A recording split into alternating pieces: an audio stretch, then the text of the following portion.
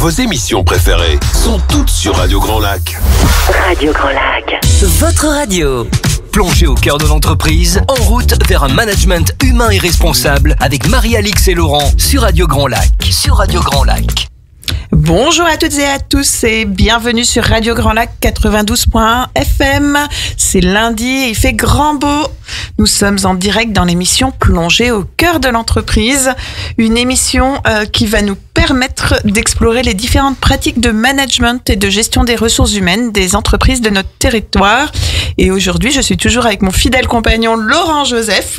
Laurent, comment vas-tu ce matin ? Eh bien, magnifiquement bien, comme la météo qui nous honore d'un grand soleil. Je pense que là, on a les oiseaux qui chantent. La semaine démarre très très bien. Et démarre avec, nous avons le grand plaisir aujourd'hui d'accueillir Fabien Didier, le DRH de Grand Lac. Bonjour Fabien. Bonjour.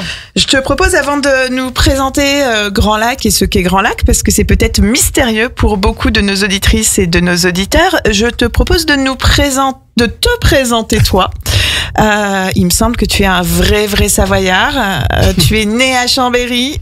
Tu as fait toute ta vie à Chambéry. Peut-être une petite infidélité dont tu nous parleras, parce que tu es parti en Alsace pendant 3 ans. Mais je te laisse nous en parler. Oui, merci. Effectivement, je suis Savoyard d'origine, né à Chambéry. Fait toutes mes études, une grande partie de mes études ici, et suis parti à Strasbourg faire des études en environnement, qui m'ont amené à une spécialisation après sur la valorisation des déchets.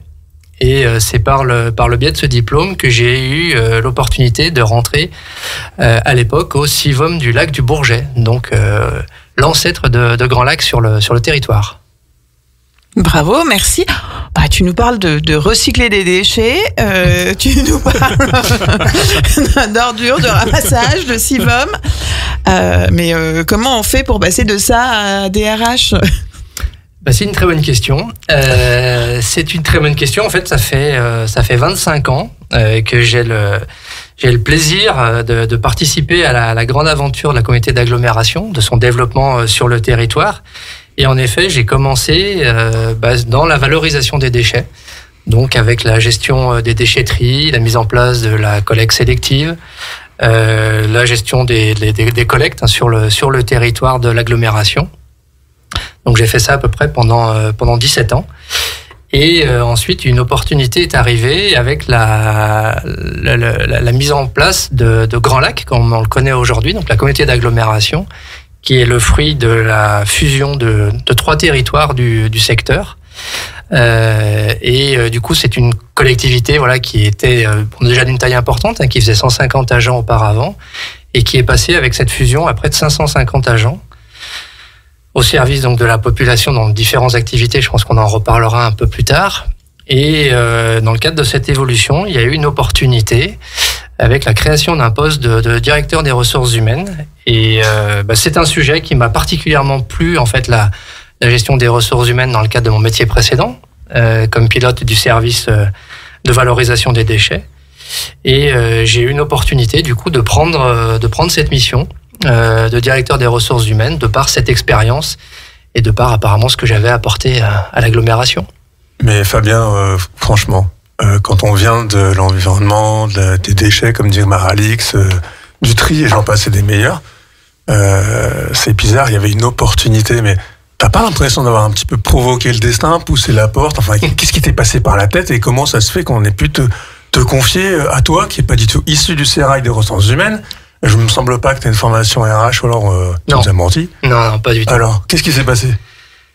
Qu'est-ce qui s'est passé ? C'est grâce à mon métier, en fait, j'ai été amené à utiliser des outils d'accompagnement des agents, de montée en compétences des agents.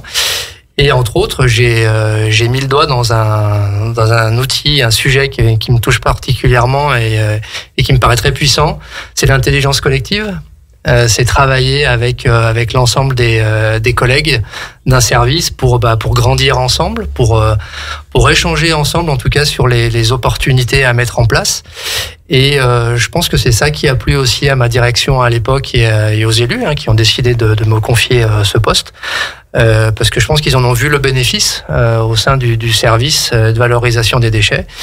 Et moi, du coup, c'est quelque chose qui m'avait aussi énormément plu, de voir comment on pouvait accompagner, guider des agents à progresser, à monter en compétences, à s'investir dans leur service, à tous les niveaux que ce soit les agents opérationnels sur le terrain, les cadres, qui pouvaient être encore plus acteurs, encore donner plus de sens à leur travail au quotidien.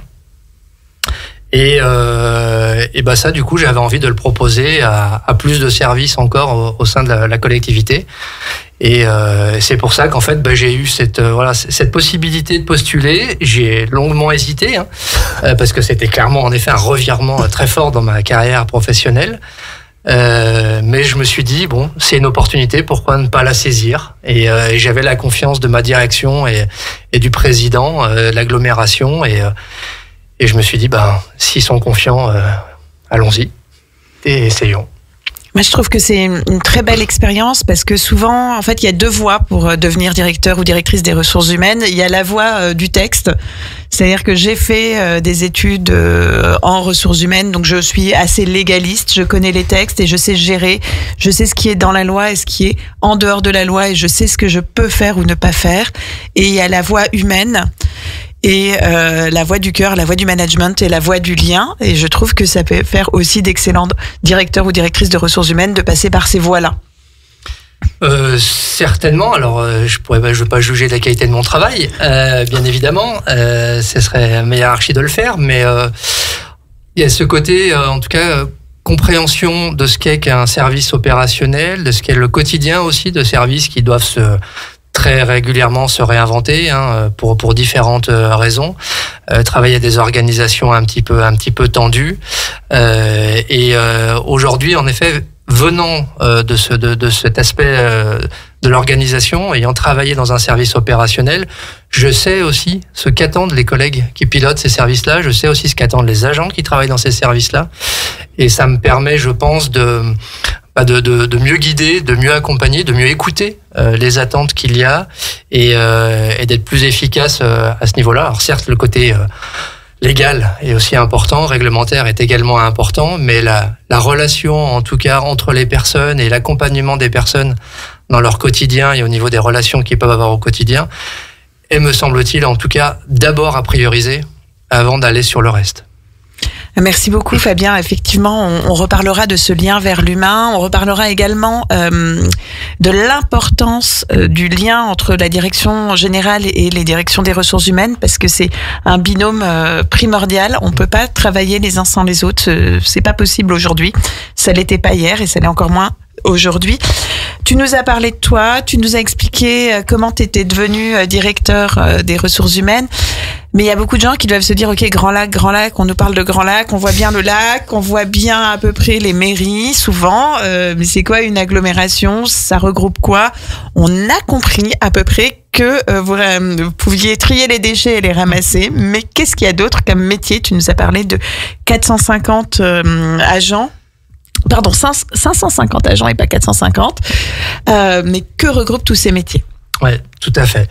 Alors, Grand Lac, c'est vrai que c'est une agglomération qui est jeune dans son expérience, comme actuellement, parce que ça date de 2017. Avant, ça s'appelait la communauté d'agglomération sur le territoire d'Aix-les-Bains et environnant. Et c'est qu'en 2017, avec la fusion, comme je vous disais, de la communauté d'agglomération du lac du Bourget, de la communauté de communes de Chautemps et de la communauté de commune du canton d'Albens, que Grand Lac a été créé.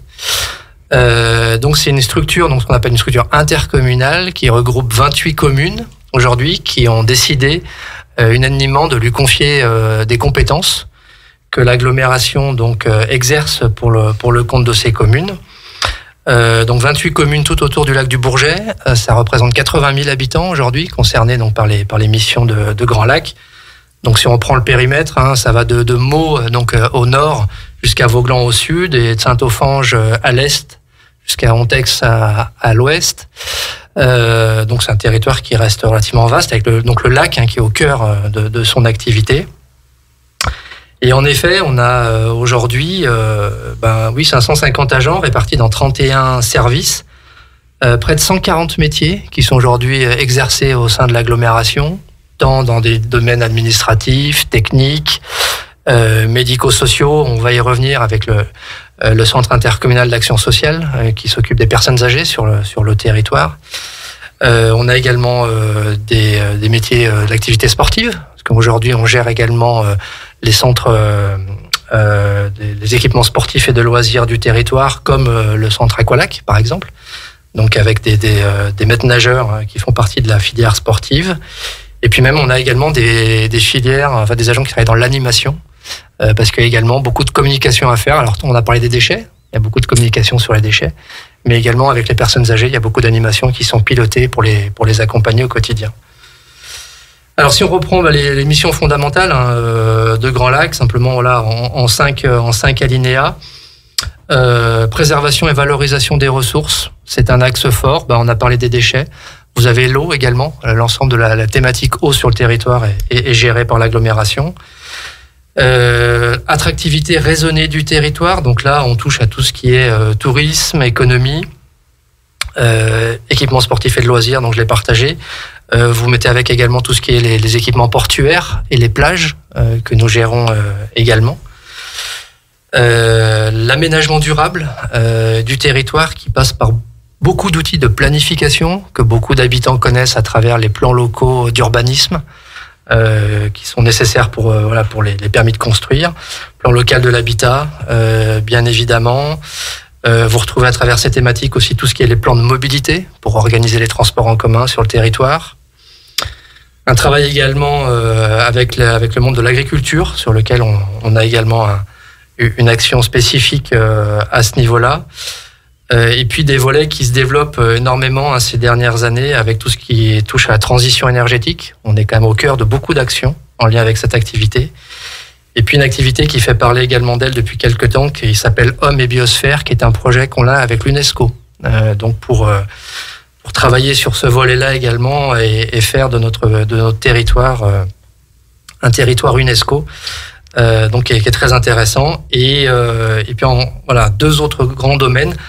Je l'en ai parlé, l'accompagnement à nos aînés avec le CIAS, donc le Centre intercommunal d'action sociale, donc avec les EHPAD, l'aide à domicile, etc., que nous gérons également. Et puis va derrière tout ça, bien évidemment, le cœur de notre activité, qui est la relation à l'usager dans tous ces domaines d'activité, parce que bien évidemment, voilà, on se doit d'être au plus près de la population pour les guider, leur expliquer tous ces éléments-là. D'accord. Alors moi, il y a 2 questions qui me viennent. Il y a la première, c'était que effectivement, tu as évoqué tout à l'heure, comme dirait Marie-Alix, il y a 2 chemins pour devenir DRH. Il y a la partie légale et la partie plutôt du lien. Tu as choisi la deuxième façon. J'imagine que tu es plutôt bien entouré pour te seconder sur les facettes métiers où tu n'es pas originaire en termes de compétences là-dessus. Mm-hmm. C'est une première question. Et la deuxième qui me vient aussi, c'est finalement, tu as évoqué 150, 140, 150 métiers. Ça doit être sacrément incroyable de créer du lien entre tous ces métiers, toutes ces facettes métiers. Et je pense que tu nous as évoqué certaines initiatives. J'aimerais bien que tu reviennes dessus sur la partie comment faire en sorte que chacun comprenne un peu plus les métiers des autres, vie ma vie, etc. Ouais. Il y a 2 sujets qui me viennent. Oui, très bien. Le premier, tout à fait. Au RH, je suis loin d'être tout seul. On est 15 à travailler au service des ressources humaines. Donc j'ai de nombreux collaborateurs qui sont tous un peu spécialisés dans leur mission et qui m'épaulent au quotidien par rapport à tout ça. Donc on est en rôle de DRH, on est plutôt en chef d'orchestre, si on peut dire, de l'animation de cette thématique-là. Mais après, il y a énormément de choses qui se font par les collègues. On a parlé tout à l'heure des aspects réglementaires, qui sont bien évidemment un point important et j'ai une adjointe qui s'en occupe particulièrement. Et puis après, il y a beaucoup de thématiques sur le cœur de l'activité DRH, ça reste les payes, bien évidemment. Donc là, j'ai une équipe de 6 personnes qui m'accompagnent pour ça, qui s'occupe donc également des carrières des agents et de répondre à toutes les questions en lien avec ces thématiques-là. Et puis après, on a tout un volet sur ce qu'on appelle le développement des ressources humaines. Là, on travaille particulièrement sur tous les axes de formation, d'accompagnement des agents à la mobilité, à leur plan de carrière. Par rapport à ça, on a surtout l'aspect également hygiène, sécurité au travail, qui est très important.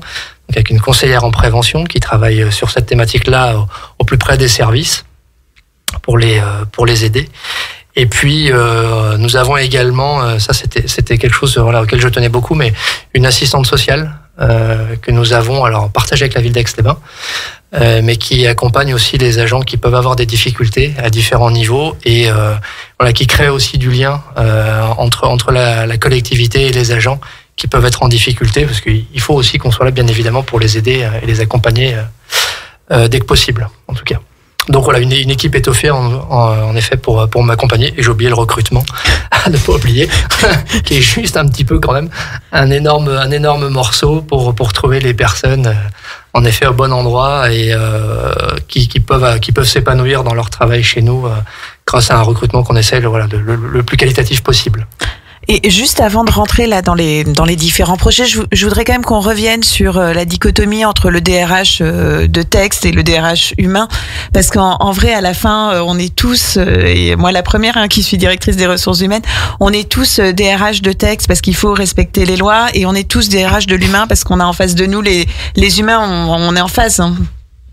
Complètement. Non, mais je suis complètement d'accord. Hein. Ça reste deux aspects qui sont essentiels de cette activité-là.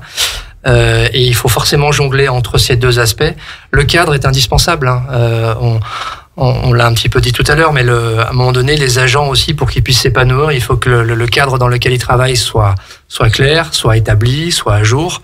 Donc c'est un travail aussi de chaque instant qui demande aussi beaucoup d'énergie. Mais comme je le disais tout à l'heure, l'autre pendant, c'est vraiment aussi faire en sorte que les agents soient bien dans leur poste. Alors on en reparlera, ça fait partie d'un des axes de la direction justement à Grand Lac. Et on sait que pour que les gens soient bien dans leur poste, il faut aussi que la collectivité mette en œuvre des moyens pour que les gens puissent être en relation les uns avec les autres, puissent travailler convenablement les uns avec les autres, qu'ils aient les moyens de travailler bien évidemment. Et donc tout ça est à regarder en tout cas sur l'ensemble de ce spectre-là. Oui.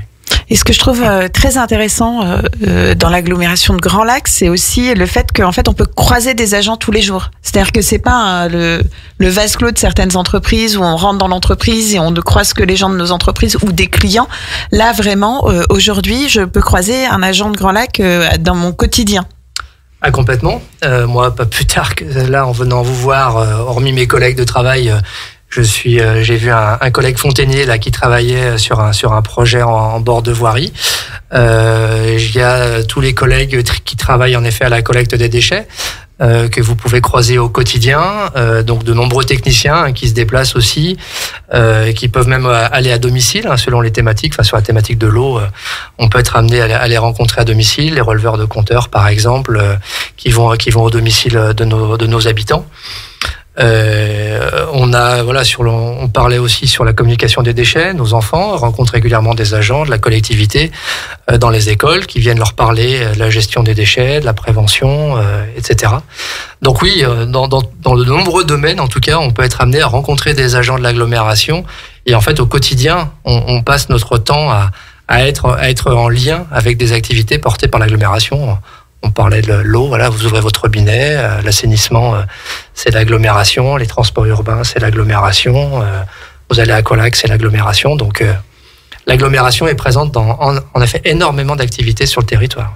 Et toi, tu gères des gens, alors au sens humain du terme de gestion, qui sont tous les jours à la rencontre d'autres humains avec la complexité qu'on connaît dans les relations et dans les liens.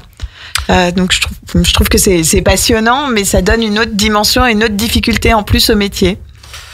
Ah oui, c'est une vraie richesse, parce que vu l'ensemble des profils que nous avons au sein de l'agglomération, peut-être quand je vous parlais de 140 métiers, on voit bien l'ensemble du panel de professionnels que l'on peut avoir. Et on essaye justement, à travers différentes activités, de mettre en place des outils aussi pour que les gens puissent se rencontrer, se croiser, découvrir les métiers des autres. Et on a mis en place certains dispositifs dont on parlera peut-être juste après, mais qui sont en effet très intéressants dans ce cadre-là. Merci Fabien. Je vous propose, avant de rentrer plus en détail dans tous les projets dont tu as commencé à nous parler et dont on attend avec impatience l'exposé, je vous propose une petite pause musicale. Surtout restez à l'écoute de Radio Grand Lac 92.1 FM. Au cœur de la vie locale. Aix-les-Bains, Chambéry et Lac du Bourget. Radio Grand Lac. Plongez au cœur de l'entreprise, en route vers un management humain et responsable avec Marie-Alix et Laurent sur Radio Grand Lac. Sur Radio Grand Lac. Vous êtes à l'écoute de Radio Grand Lac 92.1 FM. Nous sommes dans l'émission Plongée au cœur de l'entreprise où nous vous proposons avec Laurent la possibilité d'explorer les pratiques de management et de gestion des ressources humaines de notre territoire. Aujourd'hui, nous accueillons Fabien des RH de Grand Lac. Fabien, tu nous as parlé de toi, ce qui est bien, de toi le Savoyard. Tu nous as parlé de Grand Lac, des 550, je me trompe pas, agents de Grand Lac, des différents métiers. Tu nous as expliqué comment tu étais devenu directeur des ressources humaines. On aimerait bien aujourd'hui avec Laurent maintenant savoir c'est quoi concrètement les projets que tu as pu mettre en place. Et je me souviens pendant la préparation de l'émission, tu nous as notamment parlé d'un projet qui est la colonne vertébrale en fait de tout ce que tu as pu mettre en place auprès de ton comité directeur. Oui, exactement. Alors en fait, ça part d'une commande que j'ai eue au début en prenant mes fonctions de directeur des ressources humaines, qui était, on était une petite collectivité, si on peut dire, de 150 agents auparavant, mais on se connaissait tous, et du coup, on avait un lien qui était facilité par cette proximité-là.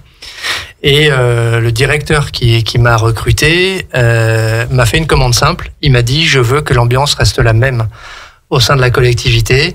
Même si en effet on triple les effectifs, il faut qu'on arrive à garder cette proximité entre nous, cette facilité d'échange entre nous. Et il m'a c'était sa commande. Donc je suis reparti avec ça sous le bras, en me grattant quand même un peu le sommet du crâne, en me disant comment je vais faire ça, parce que ça paraissait bien intéressant, mais en termes de facilité à mise en œuvre, c'était un peu compliqué. Alors j'ai commencé par quelque chose qui peut paraître anecdotique, mais qui finalement avait du sens. C'est que déjà j'ai demandé à ce que l'on supprime l'ensemble des petites salles café de chaque étage de nos bureaux et qu'on en fasse plutôt une grande, agréable, spacieuse, où les gens peuvent se rencontrer, en tout cas même en venant boire leur café, plutôt que d'être dans des petits placards à chaque étage où les gens restent en vase clos. Ça me paraissait la base un peu indispensable. Alors, ça peut paraître un peu surprenant d'arriver et mettre ça en place au tout début, mais en tout cas moi ça me paraissait assez évident, et aujourd'hui je pense qu'on en voit le bénéfice justement sur les interactions entre les agents. Et puis après j'ai rencontré une personne qui j'ai partagé en fait sur ce que j'imaginais, sur ce que je pensais. C'est une personne qui a mis des mots en fait et sur mes réflexions, et qui nous a accompagnés dans un vaste projet donc de co-développement avec le CODIR. Projet qui nous a amené à construire ensemble un projet de direction, donc avec l'ensemble du CODIR, et puis projet que nous avons également partagé avec les chefs de service et avec les cadres de proximité. Donc ça fait à peu près une 60aine de personnes en tout, qui ont travaillé sur ce projet-là. Et c'est en effet un projet qui se décline en 3 axes. Alors je vais peut-être pas rentrer dans le détail de tous les axes, mais peut-être simplement partager en tout cas le premier axe qui est apparu comme une évidence pour tout le monde. C'était le fait que chaque agent soit bien dans son poste. Je crois que je l'ai évoqué tout à l'heure. Et ça nous paraissait, et c'est ça qui a été important, bien évidemment, c'est qu'on porte cette logique-là, tous au sein du CODIR, au niveau des chefs de service, dans notre management au quotidien, dans notre accompagnement au quotidien, dans nos projets au quotidien. Donc c'est de faire en sorte que les agents soient bien dans leur poste. Et récemment, on l'a d'ailleurs modifié un petit peu, cet axe-là, en renforçant ce point et en intégrant la logique de dynamique d'équipe. Donc renforcer la dynamique d'équipe et le sens au travail aussi pour nos agents. Et donc ça, c'est réellement un projet que la direction porte, que le CODIR porte, que l'ensemble des chefs de service aujourd'hui portent au quotidien dans leur activité. Et ça permet donc de décliner beaucoup de choses qui sont très très opérationnelles. Je vous parlais tout à l'heure d'intelligence collective. Dès lors que des projets se mettent en place à l'agglomération, alors que ça soit de niveau transversal, à mon propre niveau par exemple, ou que ça soit au niveau des chefs de service, ça fait partie des réflexions qui sont intégrées pour dire comment on associe les agents à ces réflexions-là, pour pouvoir aussi avoir leur avis, leur lecture, et qui puissent apporter peut-être des réponses ou des problématiques que l'on n'avait pas vues. Parce qu'à un moment donné, on est forcément plus intelligents tous ensemble que seul isolé dans son coin. Donc c'est en effet aujourd'hui ce projet de direction sur cet axe-là qui est une véritable colonne vertébrale des actions que l'on peut engager au sein de l'agglomération. Les points qui me marquent là quand tu parles, c'est d'abord, en fait, on peut faire de l'innovation sur des choses toutes simples. La machine à café. On arrête d'aller boire son café chacun à son étage. Moi, c'est des problématiques que j'ai rencontrées. Ah bah non, nous mets pas la machine à café trop loin. Mais oui. Oui, on l'a eu, ce sujet-là, parce que qu'on a supprimé les salles à café qui étaient dans les étages, forcément, du coup, on a dû faire un point central, donc qui éloignait un peu certaines personnes. Et on a eu des gens, face au changement, qui se disaient, c'est un peu moins pratique, c'est un peu plus loin. Et puis finalement, qu'on a vite vu le bénéfice, parce que du coup, on leur propose aussi un lieu de pause qui est quand même plutôt sympa, qui a d'ailleurs été travailler avec des agents volontaires. On l'a fait aussi dans ce cadre-là, ce projet de la salle café. J'avais piloté ça avec des agents qui souhaitaient participer à cette réflexion-là et on a pu faire une salle aussi au goût des agents. Et finalement, assez facilement, les agents sont venus parce qu'ils avaient l'occasion de croiser leurs collègues avec qui ils peuvent travailler sur différents dossiers. Et on sait que dans ces échanges-là informels, il y a beaucoup de créativité, beaucoup de relations positives qui se créent. Et en fait, c'est venu assez facilement derrière. Donc ça, c'est le premier point. C'est on peut faire des choses facilement, innovantes en ressources humaines et qui marchent, qui fonctionnent. Le deuxième point, tu as déjà commencé à en parler, c'est vraiment l'aspect collectif. C'est comment j'embarque tout le monde, toute la chaîne hiérarchique et tous les agents dans les projets que je mets en place, certainement pour mieux faire adhérer la globalité. Oui, c'est vraiment important qu'on partage une lecture commune. Ça nécessite du coup toujours du temps préparatoire lorsque l'on porte des projets et on veut être en alignement. Donc il y a pas mal de temps d'échange préparatoire avant de les mettre en œuvre. Mais par contre, une fois qu'on les met en œuvre, on sait que tout le monde a validé le projet, tout le monde a validé l'idée et tout le monde est capable de porter et de défendre les idées qui sont réfléchies collectivement. Et ça a d'autant plus de poids, de force de conviction. Et ça génère beaucoup moins de résistance au changement, du coup, vu que une majorité de personnes ont participé à ces réflexions-là. Et en fait, on prend du temps au début, mais c'est vraiment pour en gagner derrière. Et c'est toujours un exercice qui, pour les gens non habitués, peut paraître un peu long et fastidieux au démarrage. Mais une fois qu'ils y ont goûté, en général, ils en comprennent l'intérêt, ils y reviennent assez facilement. Ce qui est très très fort en fait, c'est qu'on se rend compte que pour créer du lien, pour reprendre l'image de la machine à café, il faut finalement amener les uns et les autres à faire des pas les uns vers les autres. Parce que ceux qui étaient plus loin de la machine vont faire un peu plus de... Tout le monde va se rassembler, c'est une notion de rapprochement et de pas les uns vers les autres, je trouve. Et ouais. La deuxième chose, c'est aussi, on voit que tu parles beaucoup d'incarnation, c'est vraiment incarner les choses plutôt que de les proclamer, de dire on va faire comme ci, comme ça. En fait, vous faites réellement les choses, vous les vivez, vous les travaillez tous ensemble. Et puis, il sort des changements d'état d'esprit, de la cohésion, de l'engagement. Tout à fait, parce que vu qu'on a travaillé ces projets ensemble, on les porte, on en est convaincu. Et qui de mieux que quelqu'un de convaincu peut porter un projet. Et c'est la logique de l'alignement aussi entre ce que l'on pense, ce que l'on dit et ce que l'on fait. Et ça, les personnes que l'on rencontre et qui l'on partage, nos agents ou qui que ce soit d'autre, voient qu'à un moment donné, c'est porté, c'est incarné, et qu'on n'est pas en train de leur raconter des sornettes. On est vraiment en train de leur raconter quelque chose qui a été réfléchi, pensé et qui est pertinent. Et du coup, ça porte réellement, ça porte le projet. Oui, c'est souvent un des sujets qu'on a avec Laurent quand on discute avec nos clients et notamment sur les sujets de recrutement. Soyez alignés. C'est-à-dire que ça sert à rien dans un entretien de recrutement de vendre du rêve si quand on arrive le rêve est pas là. Parce qu'on va pas garder les gens comme ça. Alors sur le recrutement, c'est en effet le point de départ par rapport à cette logique-là. Et on est les premiers en effet à partager. À dire réellement ce que l'on fait, comment on le fait, quelles sont les difficultés, les problématiques potentielles des métiers, des activités que nous avons, mais de partager une vraie réalité en tout cas. J'ai l'occasion de rencontrer régulièrement des agents en poste depuis quelques mois, puis de voir un petit peu comment ils vont. C'est très rare qu'on me dise vous m'avez menti. C'est plutôt l'inverse. Ils m'ont dit bon, vous m'aviez dit ça, c'est bien une réalité. Merci d'avoir été sincère. Je suis pas déçu. Je suis bien là où je voulais être et ça fonctionne bien, quoi. Fabien, on n'en a pas trop parlé, mais il va falloir y venir à un moment donné. La différence entre public-privé, moi j'ai trouvé ça assez intéressant quand même. Tu nous avais parlé d'une anecdote quand vous avez intégré alors je vais pas dire agents du privé, sinon tous mes collègues du privé vont venir me voir. Mais comment vous avez intégré des personnels de sociétés privées dans la fonction publique territoriale? Comment ça s'est passé? C'est quoi les différences? Souvent on dit les fonctionnaires ils font leurs heures et puis c'est tout. J'imagine que tu vois à quelle anecdote je fais référence. Oui. Alors, c'est qu'on parle de sincérité, il faut être sincère. Aujourd'hui, sur différents domaines, le public paye moins que le privé, c'est une réalité. On est lié aussi à des grilles nationales par rapport à cela. Donc ça fait partie d'une complexité que l'on a. Par contre, on fait en sorte d'offrir des salaires décents à nos agents, bien évidemment.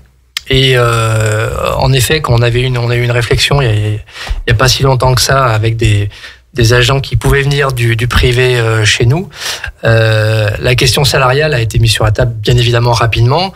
Et en fait, on s'est rendu compte quand même en mettant un peu tout bout à bout qu'on n'était pas si éloigné de cette réalité-là. Par contre, la différence qu'il pouvait y avoir avec ces agents du privé, c'est que c'est notre force au niveau du public, c'est que l'on gère des projets de A jusqu'à Z, donc de leur réflexion, du projet politique, bien évidemment, jusqu'à leur réalisation. Et pour les agents qui participent à ces projets-là, ça a énormément de sens, parce que du coup, ils sont à l'origine aussi, ils peuvent être à l'origine de la réflexion. Ils participent à cette réflexion pour son aboutissement et derrière à la mise en œuvre et potentiellement à sa gestion selon ce dont il s'agit. Et c'est pas simplement des agents qui interviennent de manière très ponctuelle sur un dossier dont ils n'ont pas vu le début et dont ils ne verront pas la fin.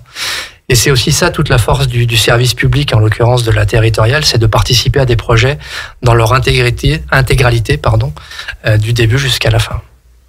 Ça implique donc en fait une confiance dès le départ, une transparence, comme tu l'as dit, dès avant même le recrutement, une transparence sur ce qui va se passer, la chance effectivement de participer à des projets de façon globale, et puis peut-être aussi une plus forte responsabilité dans le sens vertueux du terme, peut-être pour les agents. Oui, complètement. Du coup, c'est aussi quelque chose que l'on souhaite vraiment développer et mettre en avant au sein des services.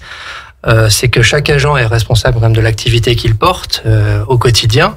Donc, il doit en connaître les tenants et les aboutissants et connaître, comme je disais tout à l'heure, le cadre de son activité.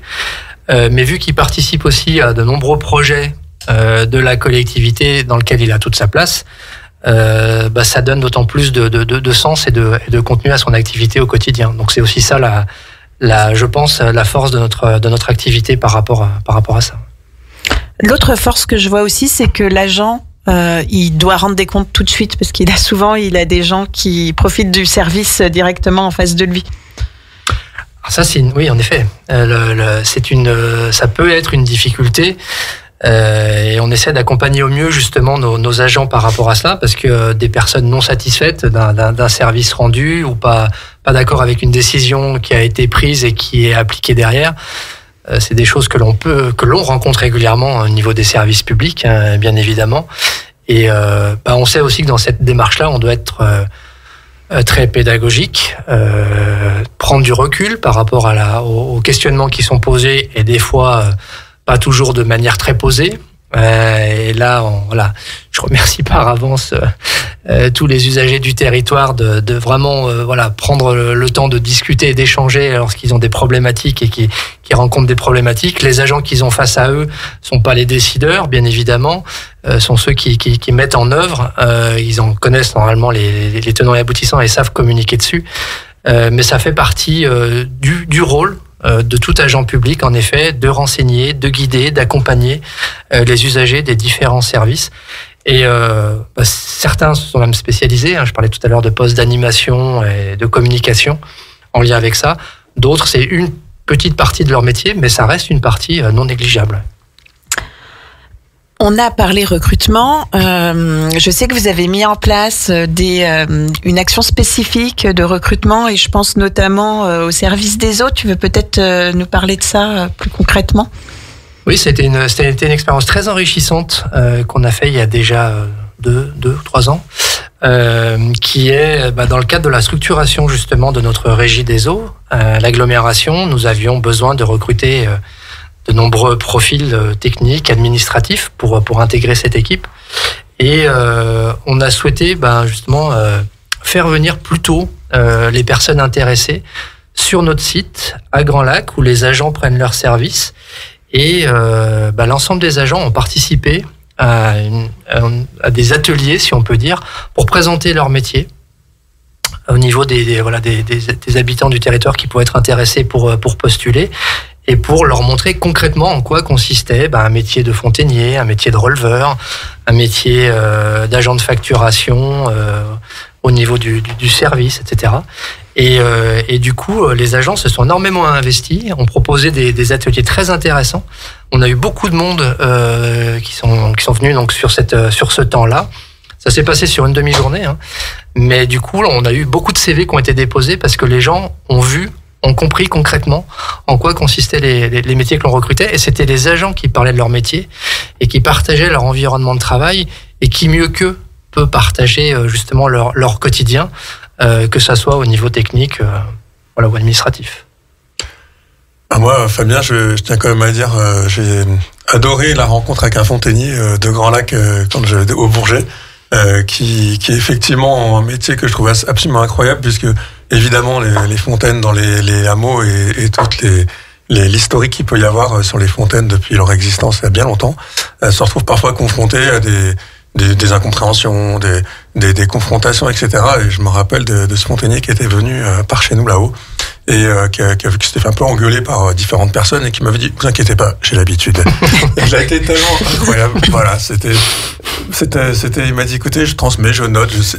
Vraiment, il a été génial. Et il y a beaucoup de qualités humaines à avoir pour des métiers qu'on pourrait imaginer comme étant uniquement techniques. Oui, complètement. Ouais. On l'a sur de nombreux métiers qui sont... on parle des fontainiers, on peut parler des maîtres nageurs au bord des bassins d'Aqualac. Il y a énormément de métiers qui sont concernés par ce biais-là. Tout à fait.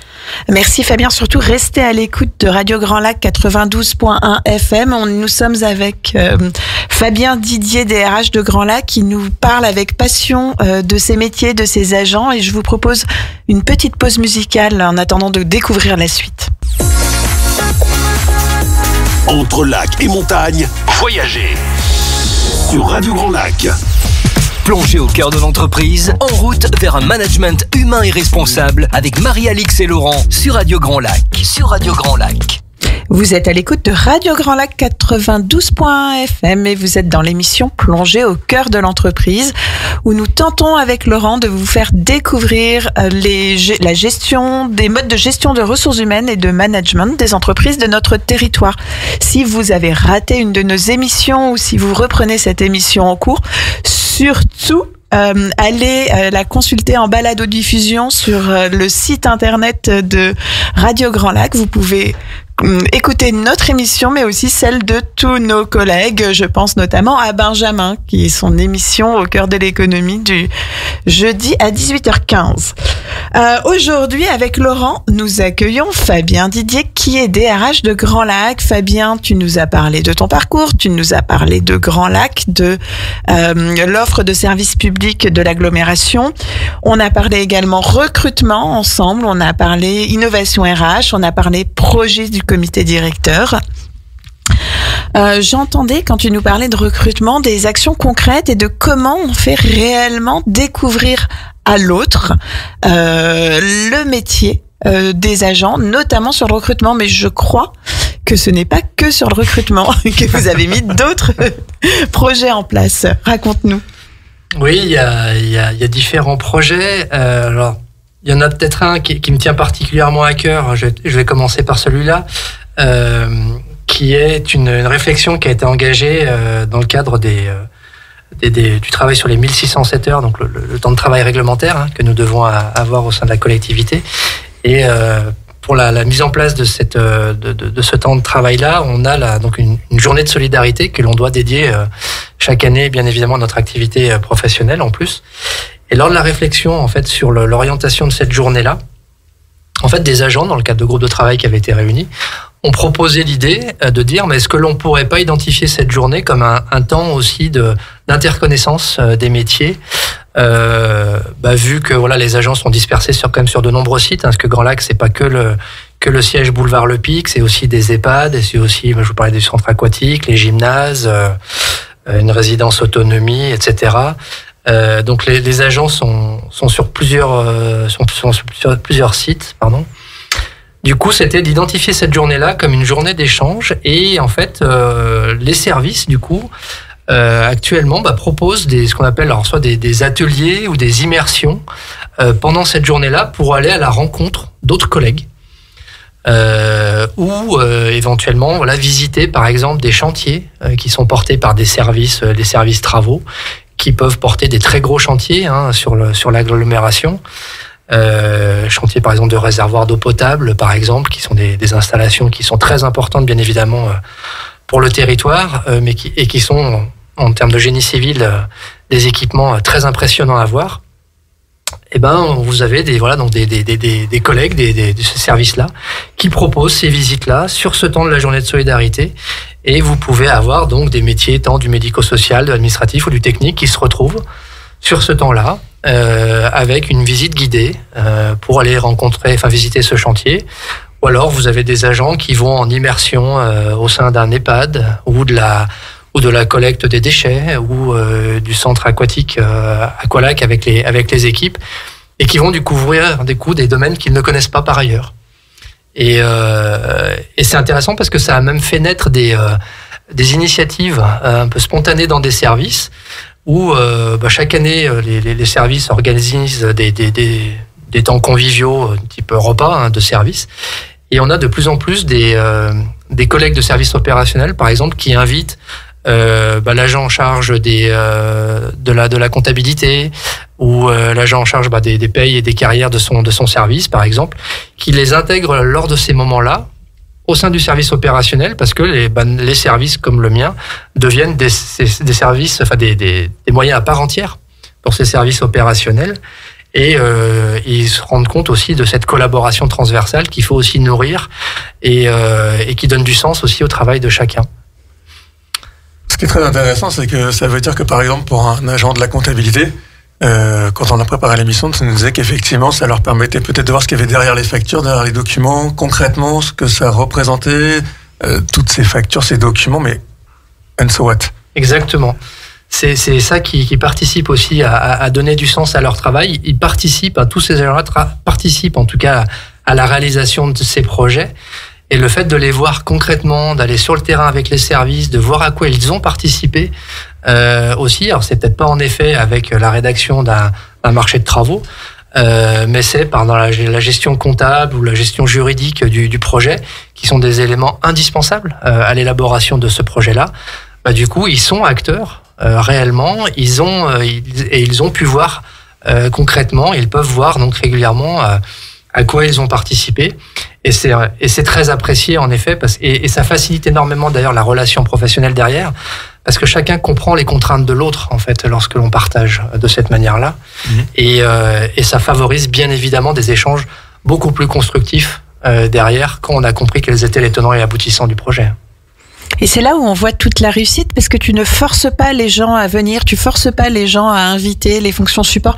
Souvent, on a cette complexité dans les entreprises de se dire, les fonctions support, c'est du support. Le cœur de métier, il n'est pas dans les fonctions support. Sauf que sans les fonctions support, sans les ressources humaines, sans la compta, la vie serait plus compliquée. Donc bravo pour ça. Et puis surtout bravo aussi à tous les collègues qui participent à ça. Je pense que c'est lié aussi à ce qu'on partageait tout à l'heure, c'est que les projets se construisent aussi collectivement avec le CODIR, avec les chefs de service, avec les cadres de proximité. Et finalement, tout le monde se nourrit aussi de cette réflexion-là. Et finalement, en effet, vu que tout le monde est conscient de la logique de cette intelligence collective et de cette mise en relation qui doit être positive et spontanée, du coup, les cadres par eux-mêmes en fait prennent ces initiatives qui sont très très pertinentes Et ça, oui, c'est une prise de conscience collective, en tout cas, que je ne peux que saluer et remercier aussi, moi, par rapport à l'investissement de mes collègues. Ce qu'on entend, c'est vraiment la responsabilisation derrière. En tout cas, moi, ce que j'entends, c'est la responsabilisation. C'est-à-dire, à partir du moment où je suis engagée dès le début sur le projet, je suis aussi engagée quelque part dans la réussite de ce projet. Et c'est tout cet aspect collectif que vous avez réussi à mettre en place qui ressort de ça. Je sais pas si tu as envie de nous en parler, mais il y avait un projet dont tu nous as parlé pendant la préparation, qui est la grille indemnitaire, sur un sujet qui est purement ressources humaines, qui est souvent ce précaré-là, notamment dans la fonction publique, mais dans d'autres secteurs, où c'est qu'on a des grilles, où on peut pas trop sortir de la grille. Là, vous avez réussi à faire quelque chose, où vous avez réussi à embarquer le plus grand nombre. En fait, c'est vrai que c'est un projet qui est toujours un petit peu complexe à aborder pour les ressources humaines, qui est donc le côté donc régime indemnitaire, donc les primes qui viennent en plus du salaire fixe qui est défini par les grilles de l'État. Et après, donc au niveau des collectivités, on a la possibilité de mettre en place ce qu'on appelle un régime indemnitaire qui doit être lié à des cotations de postes, à des choses qui sont assez factuelles finalement par rapport aux missions de nos agents. Et c'est quelque chose que l'on devait revoir en profondeur en tout cas par rapport à notre collectivité. On était aussi en manque d'attractivité à l'époque. Et donc, on avait intégré tous ces éléments-là.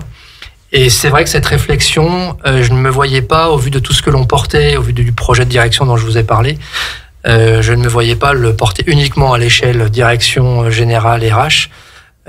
Pour moi, c'était obligatoire qu'on travaille aussi avec les agents de la collectivité sur ce projet. C'est pour ça qu'un groupe a été créé avec des agents volontaires, un groupe de cadres également, plus bien évidemment de représentants du personnel. On travaille aussi étroitement avec les organismes syndicaux par rapport à ça.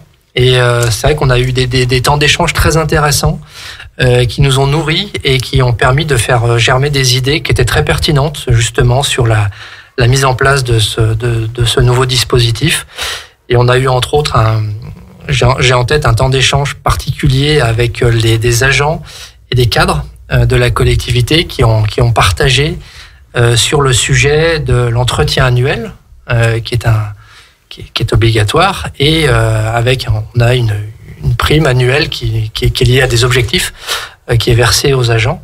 Et en fait, on a mis donc autour de la table des agents, et alors pas leur manager direct, mais d'autres managers d'autres services, et ils ont partagé leur vision sur le sujet, et chacun a partagé sur ses difficultés, sur ses craintes, sur ce qui pensait bien fonctionner, sur ce qui pensait moins bien fonctionner. Et il en est sorti des choses très intéressantes qu'on a mis en pratique, du coup, dans notre projet derrière. Et chacun y a trouvé aussi un peu son compte, en fait, dans ces échanges-là, parce que chacun a compris la perception de l'autre et a fait cet effort, justement, d'aller comprendre pourquoi les agents pouvaient bloquer sur ce type de dispositif. Et les agents ont compris pourquoi, pour les managers, c'était pas non plus évident à piloter comme entretien. Et ça nourrit aussi la compréhension, justement, de ces différents modes de fonctionnement. Ce qui est très intéressant dans ce que tu dis, Fabien, c'est que on est bien sur une démarche qui est complètement différente de dire, écoutez, on prend votre avis, on va le traiter avec un conseil, quel qu'il soit, et puis on vous remercie. Hein. Et en fait, derrière, on déploie une solution tout à fait qui ne tient pas compte du tout des avis de personne. Là, ce qui doit être très engageant et justement qui crée cette cordée, ce lien entre tous, c'est de se rendre compte qu'effectivement, les avis sont pris en compte, ils sont mis en œuvre, comme tu dis, nous avons mis en place, les gens le vivent. C'est très fort, en fait. Oui, alors après, je veux pas non plus être extrémiste par rapport à ça. Il y a eu beaucoup d'idées qui ont été partagées. On a retenu celles qui nous paraissaient le mieux fonctionner, en tout cas être les plus pertinentes par rapport à ce fonctionnement-là. Mais en fait, c'est aussi à travers les échanges et les débats que du coup la lumière des fois sort par rapport à ça. Et en effet, on rencontre pas les agents juste pour passer un moment avec eux, on les rencontre pour vraiment qu'ils nous partagent des idées, des réflexions, et qu'on comprenne aussi, voilà, eux, quels sont leurs ressentis, leurs idées. Et réellement, voilà, régulièrement, il y a des très bonnes idées qui sortent, et ça serait bien dommage de se priver de ces très bonnes idées qui remontent de ces agents, oui, tout à fait. Fabien, je sais qu'il y avait un sujet que tu voulais aussi aborder, c'est le sujet de la mobilité, c'est un sujet qui me tient également à cœur, c'est comment on a la bonne personne au bon endroit avec les bonnes compétences, parce que ça améliore l'engagement, ça améliore la performance individuelle et du coup ça améliore la performance collective. Est-ce que tu peux nous en dire 2-3 mots, comment vous gérez la mobilité au sein de Grand Lac ? Oui. Alors notre force, c'est déjà on a 140 métiers. Donc avec 140 métiers, forcément, ça peut faciliter cette mobilité au niveau de nos agents. Et on sait qu'aujourd'hui, dans les carrières professionnelles, il est très rare qu'une personne commence sa carrière avec un métier et le fasse toute sa vie pendant 40 ans. Donc on sait qu'il y a plusieurs parcours professionnels qui existent dans une même carrière.